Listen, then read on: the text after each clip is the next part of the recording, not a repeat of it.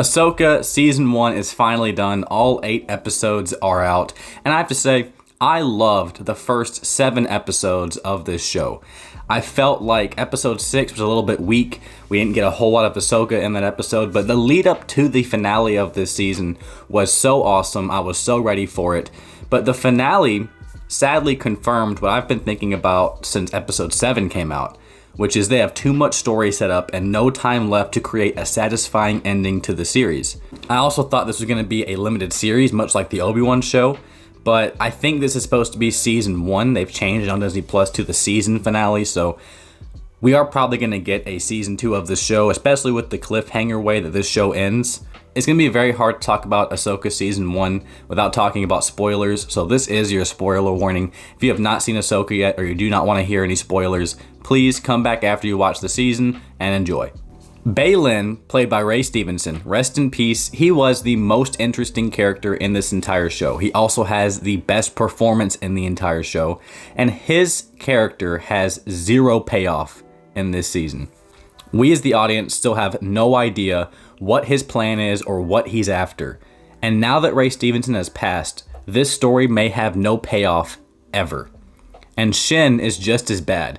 She and Baylan get maybe 20 seconds on screen where they just stand there silently in the season finale. I mean, wow, what a compelling ending to the 2 characters that literally started the season. These are the 2 characters that literally start the series, and yet they get zero payoff in this season. We have no idea after 8 episodes of build-up what on earth Baylan was after, and that was so frustrating as an audience member.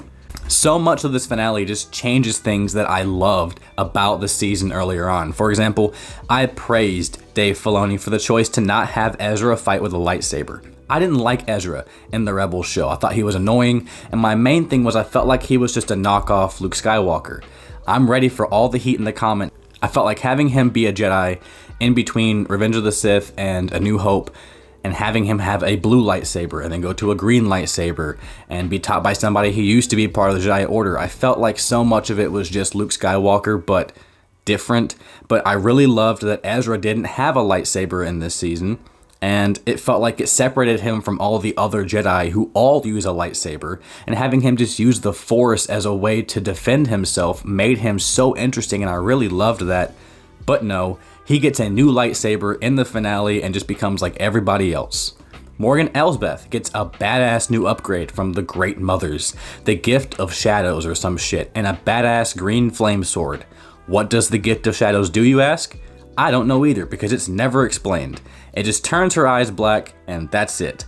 I thought maybe she'd get to pop up in between shadows and teleport around, and that would be super tough to figure out, but she does nothing with it. And the green sword, it's just a different looking lightsaber. And then Morgan dies. So cool. But enough bitching for now. Is Ahsoka good in the Ahsoka show? Yes, I really liked Rosario Dawson as Ahsoka, and I felt like Ahsoka did go on a good character arc in this season.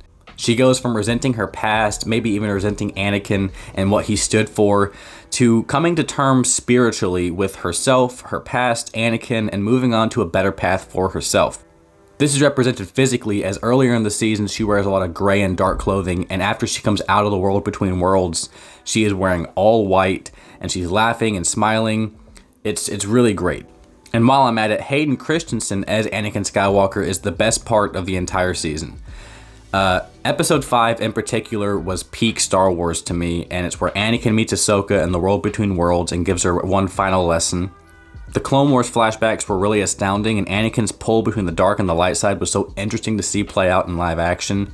He also had a cameo via recording giving Ahsoka a lesson, and his final cameo as Ghost Anakin watching over Ahsoka was one of the only things I liked about the finale. Hugh Yang is a real one. He's one of the funniest characters. He's so integral to the plot, and Ahsoka and Sabine would simply fail without him. There's not a whole lot to his character, but I loved Hugh Yang in this show. It was so awesome. But Sabine Wren was a mixed bag for me. She starts off very cocky and brash and ends up truly becoming Ahsoka's Padawan at the end of the season. But I couldn't help but feel as if her arc took the longest to flesh out, and it doesn't even have a satisfying ending as much as it does make her more likable. Hera, Chopper, and the other New Republic members served their purpose for the story. That's really all I can say. I liked the crew, the acting is fun, and I know Dave Filoni wants the show to be Rebels Season 5, but the New Republic stuff wasn't all that interesting, and while I'm glad we got a feel for the state of the galaxy, and it leads to a really fun C-3PO cameo, I was just wishing for something a little bit more engaging. Thrawn was fine. I feel like his character is a fun villain. I like their performance. He has a hard-ass introduction, but that's about it. He's what I expected him to be. I expected for the season to end with Thrawn back in the quote-unquote normal galaxy, and that's exactly what happened. I wish we got to see just how scary he could be, rather than have him try to stall for time over and over again. This review is going to get a little bit long. I'll try to sum some of this up. I like Ahsoka for the most part. There's a fun story, a great build-up, and exciting action. If you're a fan of Clone Wars or Rebels, you'll find certain moments of fan service very rewarding. But the finale ultimately puts a sour taste in my mouth because all I can think of is that none of my questions that I had at the start of the season get answered. What was Baylan doing? How does Shin fit into this? How do Ahsoka and Sabine get back when Thrawn inevitably leaves them there? Why didn't Ahsoka contact Luke, or honestly anyone contact Luke Skywalker after the Dark Jedi first appeared? All that being said, I still feel like Star Wars is going in a good direction, even if there are going to be some bumps along the way. Maybe Season 2 will fix some of my problems with the show, but as of right now, I'm still left wanting more. I'm going to give Ahsoka Season 1 a good start, but disappointing finale out of 10. Have you guys seen the Ahsoka show? Let me know in the comments down below. Tell me your favorite character, and don't forget to like and subscribe. Get yourself Pepsi while you're at it, and I will see you guys later. Bye.